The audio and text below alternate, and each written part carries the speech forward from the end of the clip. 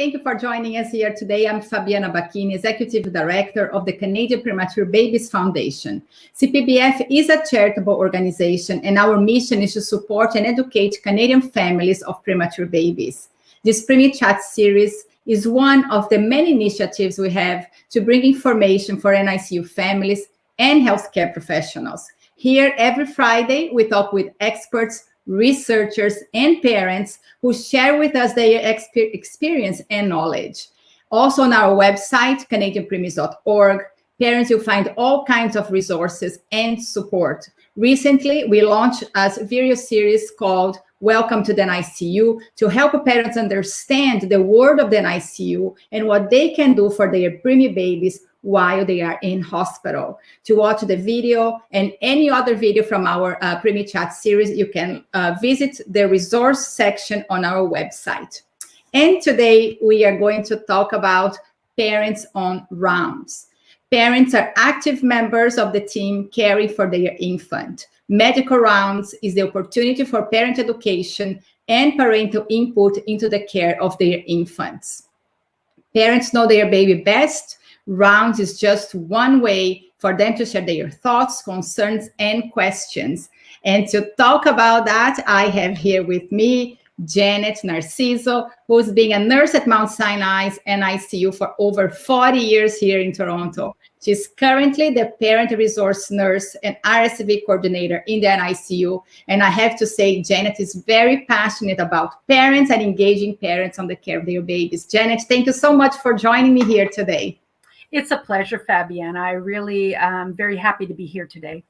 So I think we have a very exciting talk ahead of us because round is something that really changed the way I deal with the healthcare system in Canada. And I'm so grateful that I was able to be in rounds when my son was in hospital, and we're going to talk about that. But my first question to you is, let's make it clear for parents, what is rounds? If you have no medical background, if you never worked in a hospital, this is something new. What is it? So, as you said earlier, Fabiana, parents are part of the team, the healthcare team, and they're the most important part of a baby's journey through the NICU. They're there to hold their baby's hand, to navigate the NICU journey, but they need to feel part of the team. And medical rounds happens usually on a daily basis, usually at the start of the day. So in the morning, we discuss the plan of the day for the baby. We discuss any tests. It's usually a multidisciplinary team, all the people that are involved with the baby's care, and that could be respiratory therapists, physician, dietitian, pharmacist, the nurses. And then the most important person, or the people that are most important in the baby's care, are really the parents. So their opinion on how baby's doing, what could possibly be the next steps, and where things are headed, their opinion is most valuable. So they need to be part of that decision making, and they need to know what the plan of the day is.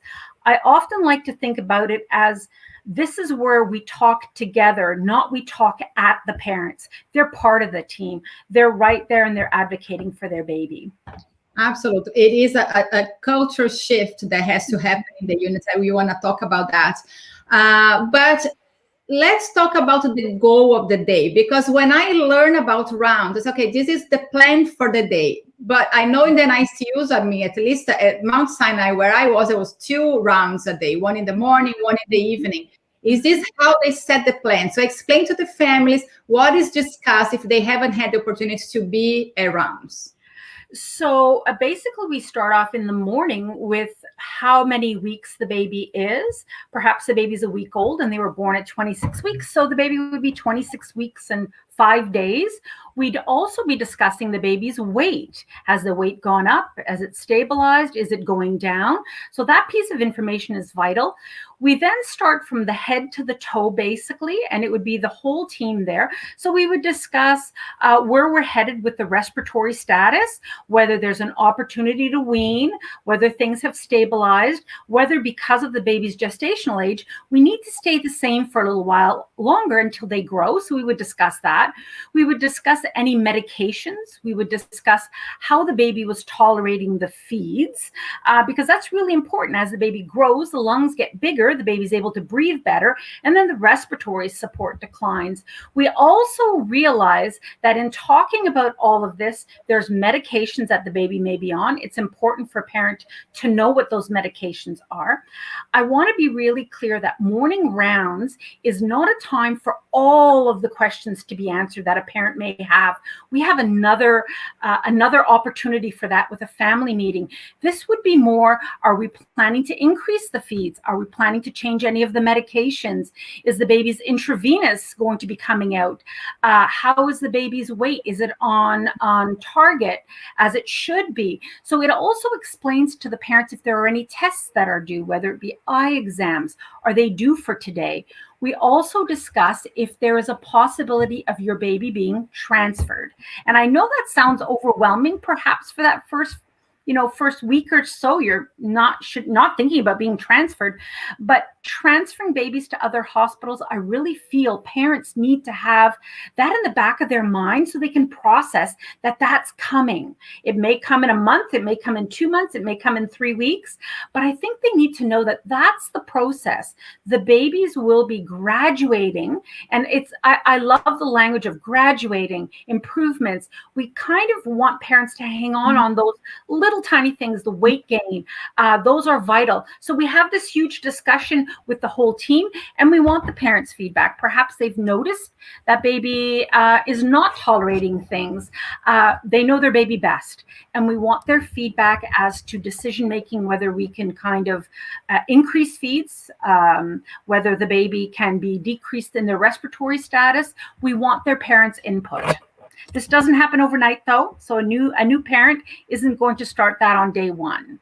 Absolutely. We're going to build on that, because I think that is very important when the parents are actually prepared to present their babies around or ask the questions. But let's talk a little bit about the culture shift that has to happen in the hospitals, because we have this culture that the bedside nurse does the report on rounds and read the chart or the file, whatever we have these days on the computer.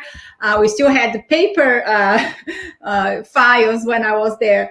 But this was the nurse role during rounds, and it's still happening in many hospitals across the world. So how was that transition between a nurse reporting the baby rounds and the parents reporting around, or is this like a combination of the nurse a little bit, give some information, the parent a little bit more information? How this shift happened at Sinai?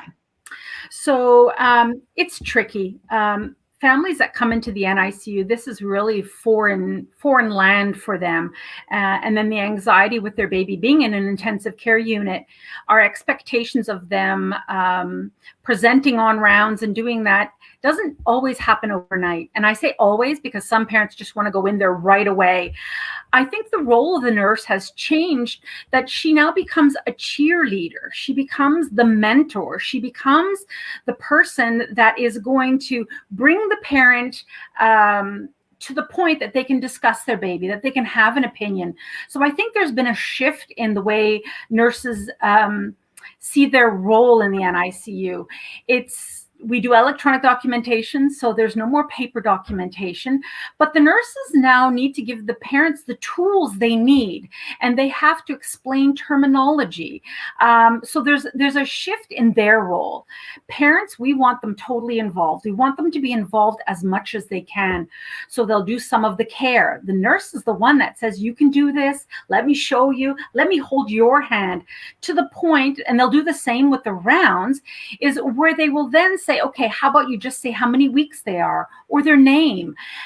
After a while, the parents realize that they know their baby best, and the nurses will then back off. So the expectation is that generally parents start off with the rounds.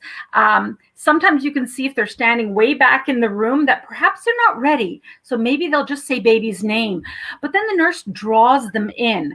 And then eventually they're standing at the door and they are waiting for rounds to begin. And I think I give credit to the nurses, the physicians, and the whole healthcare team that pause a little bit to allow that parent to be able to share their thoughts and their ideas, and not make them feel like they're not the important part, because they are. So I think our role as nurses has changed to be more of that cheerleader. Yes, you can do this. Yes, you can say this. And I think that's what's allowed the parents to kind of do that report on rounds. And also we need to value their opinion. You can't have them just say something on rounds and then no one's really listening. So we really do try to listen. Absolutely. And I remember, because I was part of the Family Integrated Care Committee, when you're doing training, what is the body position of the healthcare professionals and the parents? Like the nurse do never have the back to the parent, so the parent is on the background. I think there's a lot of learning there. So Jennifer, let's talk a little bit about family integrated care in that sense, because I know this implementation of parenting rounds and to teach parents how to present their babies at rounds came with family integrated care. Right. So let's talk a little bit about that, because it's a shift in the model of care. It's not only rounds, it's a whole cultural change that happened in the units to really see the parent as partners in care and not as a visitor. So you're absolutely correct, Fabi. This did not happen overnight, but you don't need a lot to make this happen. I think it's an attitude change. I've been at Mount Sinai, as you said, for over 40 years. So when I first started, we were not doing this. We would tell parents to go home and please come back when your baby's ready to eat, but have somebody bring the breast milk in and call as often as you like. We realized that was not the way to go. Babies need their parents. Parents need their babies. And I think that's a great way to think that we need to include them in every aspect of care. So we will start right away with them changing a diaper. And I don't believe it's an easy thing. So I commend families and I commend the nursing staff and healthcare professionals who enable this for the families, because it isn't easy for them. They're looking at a baby that's really small. They're afraid to hurt them. So it's all that kind of coaching, that cheerleading them. Oh, you did a great job. You lifted the legs. And I think with family integrated care is exactly what it sounds like. We want the families to feel like they're part. So we had them involved with the design of our new single room unit, which we moved into in 2014. So we had parents that were involved in the designing. We wanted to make sure that the environment was conducive for the families. So a place that was private, a place that they could sit. We promote skin to skin for as long as they can. So recliner chairs, there's a bench in some of the rooms where they can have a nap, because we'd like them in as often as they can. We want them doing some of the, I'm going to say, tasks that the nurses find as tasks: changing a diaper, doing a temperature. When a parent does it, it has much more meaning to the baby. It's an opportunity for them to bond, for them to touch their child, for their child to smell them, to hear them. The child doesn't want the nursing staff to do that. They want their parents. So we encourage a lot of those things that were tasks for nurses, but are such an important bonding time for the parents of the baby. So we also know that education is important. So part of that is the rounds. So they learn the terminology, they learn what's going on with their baby. But we also have classes that introduce these topics that they may see in the NICU. We have support groups for them, because we know this is a difficult place. We have classes almost every day of the week, even now with COVID. They're done remotely, and they can connect with what's coming next. What do I expect? What's the development of my preterm baby? And then we need to make sure that the nursing staff is also quite capable and understand that their role has now changed. It's not a matter of a nurse doing the diaper faster than a parent will. It's that, I guess, that pride I see nurses have when the parents are taking their babies and changing the diapers, feeling comfortable with making comments. I think that's something that we should be feeling proud about, and the parents should definitely be feeling great about that. When parents go home, they need to advocate for their baby. They need to be the ones saying, this is not right, or that's completely normal. The only way they know that is if they're there with their baby for as much as they can be. So it fosters that relationship with their baby. It allows the baby to get comfort, not from the nursing staff or the healthcare staff. They get comfort and that sense of security from their parents. So we really want to make sure that they do feel integrated in the care of their baby. Is that easy at the beginning? No, it's not.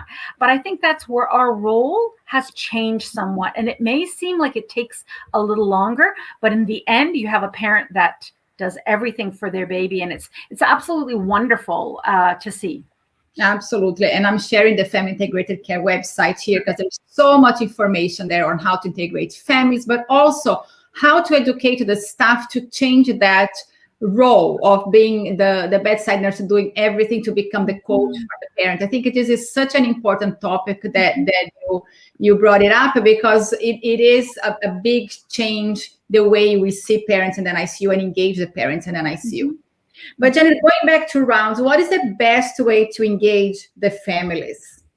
So that's every person is an individual. And I think you have to have a sense of how much to push and how much to hold back, because we would hate for a parent to feel that they don't want to come in for rounds because they're nervous to present. So it's a matter of reading the families. We also have little cheat sheets that we might write a couple of things down. So it's not like the parent has to memorize it. Eventually they'll have it all in the back of their mind, but a sheet that might have the gestational age, what they were and what they currently are. And again, that's another celebration. And then the weight, the weight's gone up. So and again, parents usually are very proud of that. So we have a little cheat sheet, and we can put things like, are they pumping? Have they held? How much skin to skin are they doing? How's the breast milk production going? So it's an opportunity for them to share things that the medical staff might not know, the nurse at the bedside might know, but these things are vital. Breast milk is really important. So sharing that piece, and I think it's a pat on their back as parents. Pumping and all that is not easy. And it's just showing parents just how important the skin to skin, how much time are you doing that? Are you able to visit? I think we start really slowly. Sometimes all they say is the baby's name. And then after a while they go, that was easy. I'm going to say the weight. So it's a matter of that hand holding, that seeing how much can we push them. It is a little intimidating because the group could be about 7 or 8 people, strangers to the parents, not strangers to us, but strangers to the parents. So it can be overwhelming. So we just need to, even if they say a couple of things like the baby's name, we want them standing there. And as you said, Fabi, not in the background unless they choose to do that. If they're holding the baby, we try to turn the chair a little bit so that they can be part of it and we can see them. We also have done something else with, we know during this COVID time, it's really difficult. We can't get both parents in right now. So it's only one parent at a time. So we've started ERounds. So it's a way that the parent that's at home or parent that can't be here because they have children at home, they can kind of link into the morning rounds via Zoom. Yeah. So we have an iPad connection. So I want to talk about ERounds a little bit later, but you mentioned something that I think is so important, because ERounds is terrifying, right? There is this multidisciplinary team in front of you. Yes. You don't know what to ask. You don't want to look stupid. You don't want to, oh my God, what I'm going to ask. I'm going to ask a silly question. And I learned there's no silly questions, right? Nothing that you ask, it's silly, and it's important for you and for your baby. And I was very validated with all the questions that I asked and then I see you. But how, and you say, okay, let's start with the name and then add the weight and add one little bit at a time. So I think for families to really build confidence on, right, on how can you ask and feel confident and comfortable around that multidisciplinary team. There is one thing that we had talked about that before. How do we engage families whose English is not a first language or don't speak English? Because I have English as a second language, but I can actually understand. I had to learn the terminology because it sounds all Greek to me in the beginning. But what about the families who don't speak English or very little English? So that's a really good question, Fabiana. I mean, we do see families from all over, some newcomers to Canada. So I think being new to Canada in general, and maybe not having family, being in an NICU with strangers taking care of your precious baby is really overwhelming. We do have families that will be there for rounds. They're not so. Rounds is, we're a big unit. So rounds is really quite time consuming. What ends up happening is if the parent is there and English is not their first language, we do try to engage them. And what we have noticed that they eventually, during their whole NICU stay, they do pick up some English, which is also wonderful to see. But we try to engage them by looking at them. They may not be able to ask all the questions or offer information. They may be able to say their baby's name. We use a lot of Google Translate. And then what will happen is a physician will come back after rounds and explain more in detail with a translation system, whether it be calling or Google Translate, will offer them that information, because I think it's really important to not exclude them because they don't understand what you're saying. So it not so much now with the masks, but it should be a lot of smiling and nodding and looking at the parent, not just looking at the nurse. This is a parent's child, not ours. And years ago, we'd always say, my baby. Well, it's not my baby, it's your baby. So looking at them, and I think that universal sign of a smile and I'll come back, like it's a lot of that hand signal, and then come back and explain to them in detail what was discussed. So that's what we've done. I'd love to say we'd have something better than that, but we've tried that. Or we call them if they're not there. We'll call them at home, and we'll give them an update on a daily basis so that they are feeling part of their baby's care. Absolutely. And this is so important. And I think that if there is a will, there is a way. And there's so much technology now that we can translate in real time what is happening. So I will add a comment here from somebody who came from our private group. She said she was never able to participate in rounds when she was visiting her son. Sadly, parents still feel like visitors. And I would come into a brief, he's doing well, and that would be it. It depends on the nurse, though. Some would be a lot more thorough and others won't. I found myself going through his paperwork and trying to understand it when his feeds are in weight. So, Janet, that is very sad because extremely sad. We don't want families to feel like visitors. We don't want just to give a quick update, and right, we want families to understand, because after all, they will be the ones taking the baby home and caring for that child. So that's the biggest worry, is that piece that the baby's okay, it's okay, everything's okay. I think that doesn't give much perspective to a family, especially perhaps it's a first child. So they don't know what's okay and what's not.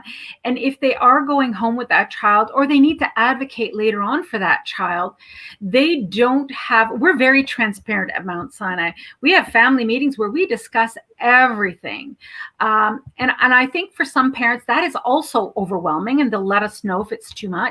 But I think the ability for the parents, they can take a lot more than we think. And I think we need to make sure that when they're ready to go home, or they're ready to meet other physicians or consults, that they feel they can advocate for their child because they have knowledge about their child. We're not trying to make parents physicians or nurses or doctors. We want parents to know their child really well. So if someone later on says, oh, this doesn't look right, the parent can say, no, this is the way it's always been. And we do transfer babies to level 2. And I always hear things like, oh, we can tell they came from Mount Sinai, they talk a lot, or they want their opinion. And I have to say, I'm extremely proud of that. And I'm proud of the parents who feel that they are now going to advocate for their baby, no matter where they are, no matter who it is. And I think cultural, as you mentioned, Fabiana, sometimes it feels like the doctors know best, the nurse knows best. I like to think that the parent knows best. If they tell me something isn't right, I really need to pay attention. They've picked up on something that is not the norm for their baby. And who would know better than they? They're there all the time and they know their baby. And so my heart breaks for that. that parent. And I really want to touch on the cultural differences because I'm from Brazil, even though I've been in Canada for almost 20 years. When I came into the medical system, I never, if it's part of my culture, we don't question the doctors. And I feel like, okay, it's not that we question or challenge them, but I think you really want to ask the questions to know what is happening. So in the beginning, I was very intimidated and terrified. And I thought, oh my God, I don't even understand what they're saying. And it took me a while to really feel comfortable to be around. But participating in education sessions is something that really helped me and empower me to come to rounds and ask the question, or talking to my bedside nurse or our primary nurses. She said, oh, you can ask this or you can ask that. It was really the coaching piece. And I have to tell you, I spent 5 months in the NICU, as you know. And when Gabriel was discharged a month and a half later, he was very, very sick. And we were transferred to ICU with a pediatric hospital. And I remember he was in the ICU, first morning round, and I asked a question. And the doctor said to me, you are not asking a question right now. Was like, okay. So it was such a shock for me coming from 5 months of participating in rounds and presenting my son around to not be able to ask a question. He came back later and said, now you can ask a question, but I was not involved in rounds, and it was a shock for me. So I do know, coming from different cultures, yes, we see doctors differently and we don't dare to ask questions. And my question to you is, as a healthcare professional from the other side, and I know Sinai is a teaching facility, you have fellows from all over the world. We also see this attitude with the fellows that I have to teach them, no, this is how we do in Canada, it's different. So I think the cultural piece is, we are a melting pot. I mean, we tend to kind of really think that that's a great thing, but because we are, I think we have to shift how we think and how we deal with everybody. I think we have to have some foundation. This is somebody's child. It's not our child. And I commend you, Fabi, for wanting to say something. And then that I think the difference is at Mount Sinai, you would have been welcomed for that question. And going to another unit, you're not. And it's really confusing for families. And I think we need to realize that if something was happening to me, I'd ask a question and someone would have to answer. And why doesn't that happen for children? And I think when your son was sick, you need to have these questions answered. I think sometimes the healthcare, other units might think that it'll extend the time of rounds. Too many questions by parents. And I have to agree with that, because there may be about 60 babies. And if you spend an hour for every baby, it's all day. But there's nothing wrong with saying, that's a really good question. So you acknowledge to the family that they've given a great question, you appreciate it, and that you're going to come back and discuss it with them. But if you turn them off to asking questions, you're a strong person, Fabi, but somebody else who might not be would be like, oh, I don't ask questions here. And that would be a pity, because I think you need to advocate for your child and you need to know why your child isn't answering it. So I think as healthcare professionals, there's a way to say that. If you ask me a question, I go, oh my God, another question like that. Now that'll turn you completely off to asking questions.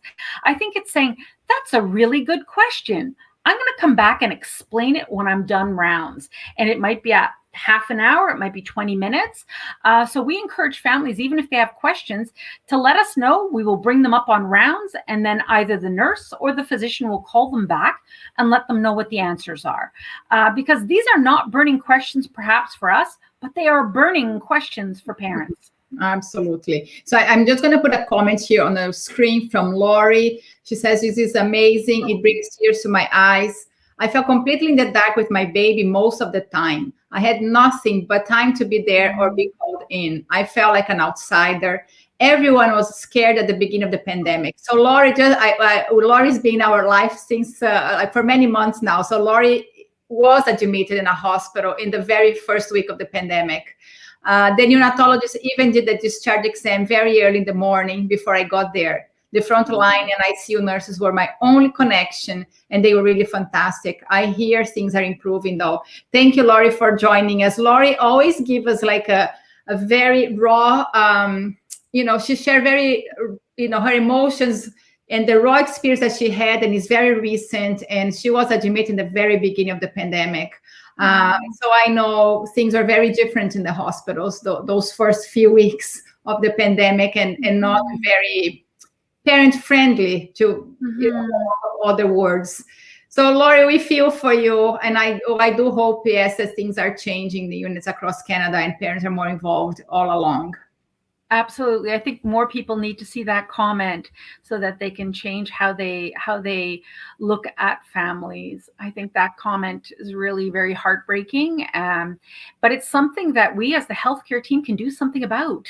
That's the sad piece. We can change it. Waiting for you to be there to do that discharge exam would have been really easy.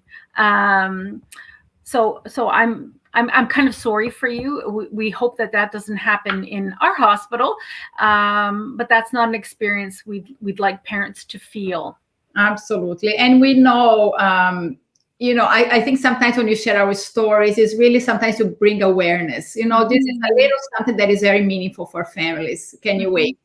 So we have an audience from all over Ontario, from Italy, from Montreal. So welcome, and thank you for joining us here. But Janet, before you go, we need to talk about ERounds, because this is something Sinai was already considering before the pandemic. Yeah. Right, how to do ERounds, because if one parent is working, the other parent can still be present in rounds. And I know that the process was accelerated with the pandemic. I know Sinai got the Pampers Technology Grant this last year. So how ERounds was started at Sinai, and how is it going now?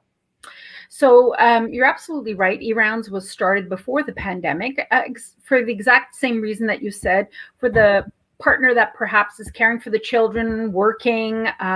We wanted to make sure that both parents were able to get information at the same time, because we knew if there was one, and unfortunately, usually it was the mother that was in the hospital, she'd get information, then she'd have to translate it back to dad or whoever her partner is. And it just made a lot of stress on whoever was hearing the information firsthand. So we knew it would be better for both parents to hear at the same time.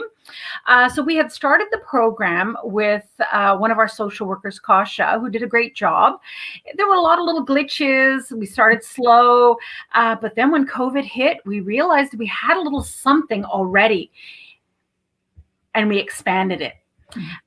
So we ended up using the same 3 iPads we had throughout our unit, but we expanded it to offer it to almost every single family.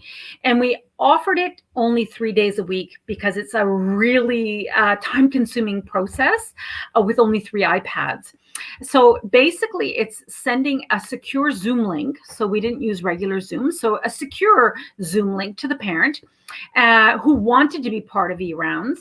And then we would, in the morning, let them know around the time that we'd be there for rounds. And then we basically open up both parts. And then we realized with COVID that we tried to show them their baby also. If there was an opportunity for a few minutes before rounds came to that bedside, show them their baby, so that they can, again, have that connection that they so desperately need and want. So we ended up building it up, and it became something that everybody wanted. So currently now we probably have, I would have to say, a third of each zone is participating in ERounds, whether it be one parent is in the unit, the other parent is at work or at home. And because we can only have one parent in the hospital at a time, it was really nice to include the other family member. We did get a grant from Pampers last year for something called VCreate.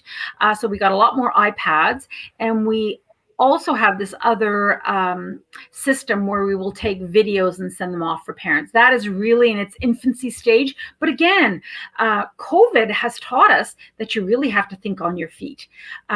the parents are still having babies. The babies still need their parents, and the parents need to be there. So how do you make technology work for you?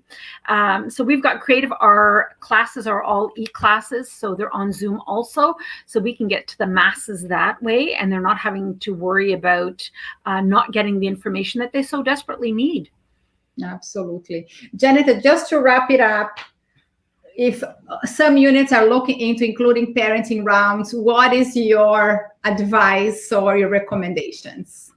So I would say the bedside nurse is going to be the best advocate for this. And she's going to be the one that's going to say, if you've got a lot of questions, the team will come back, so that the parent knows to ask a question and not get a full, complete answer is okay. I think you've got to realize that once the parent is doing some of the rounds, we had one dad that would go from head to toe. He'd give the report that the respiratory therapist, he'd say all the drugs his son was on, he'd say all the settings, the blood work, and he was saying it like he had worked there for years.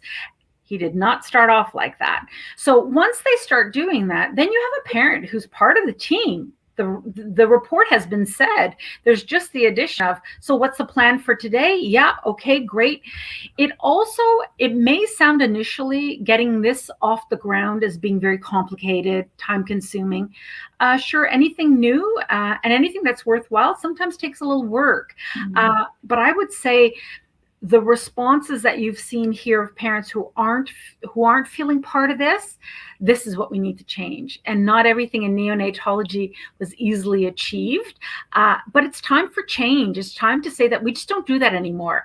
We want these parents going home with their children and knowing everything about them, the good, the bad, the ugly, the blood tests, the transfusions, head ultrasound results, eye test results. They need to know this. Absolutely. And I had to share a little bit of a story with him because, my son has a lot of medical complexities, and many parents like me, we learn so much by being around and being part of their care. And I think the biggest compliment I ever got was somebody from Sick Kids who asked me if I was a physician. Yeah. And I was actually reporting on Gabriel. I said, oh, that never, not that I wanted to have that knowledge, but this is what life presented me, and this is what I needed to do to advocate for my sons. I want to share one last comment here. Parenting round sounds amazing. In the NICU we were in, parents are always welcomed and had the opportunity to ask questions, but presenting is one step above. I agree 100%. Great job. Are parents at your NICU able to read the baby's chart? Janet, one last question. So that's a great question. We have electronic documentation, and what we tell parents is that they absolutely have the right to read the chart, but they need to be in the presence of a physician. The charts aren't locked. Something can change. Parents could read something and go, what the heck is that? And if they're reading it on their own, they don't have that opportunity to go, oh my God, I didn't know this. We want there to be a physician or somebody that can answer all their questions. So when they're reading the information, they're getting the background to it. Sometimes words look very deceiving when it's done in a medical way. If you can explain to a family what that is, they can read the whole thing, ask a question about everything. So we do allow it. Allow is a strong word, that they are able to, but we want to make sure that they're with somebody. So if they come across any question that they're able to ask, we send them home with a discharge summary that has a lot of medical things. And we do have parents going, what does this mean? What does that mean? What does that mean? And that's exactly what we know happens. So being able to ask the questions when you're reading it, that is absolutely fine. Absolutely. Janet, thank you so much for joining us here today. You're so very welcome. Always so great to talk to you. We always have so many great ideas, and the way you involve parents in the unit is absolutely inspirational for any of us doing work in this community. So thank you so much. It was a pleasure. Thank you very much, Fabiana. Thank you. And for all of you watching us from home, from the hospital, either on YouTube or Facebook, thank you so much for joining us here today. The video of today's session and all the other videos that we've done in the past are available on our website, which is right here, the canadianpreemies.org, and is under resources, under videos. And we are a charitable organization, and we believe that through education and support, we can empower families, ensuring they are ready to care for their premature babies at home.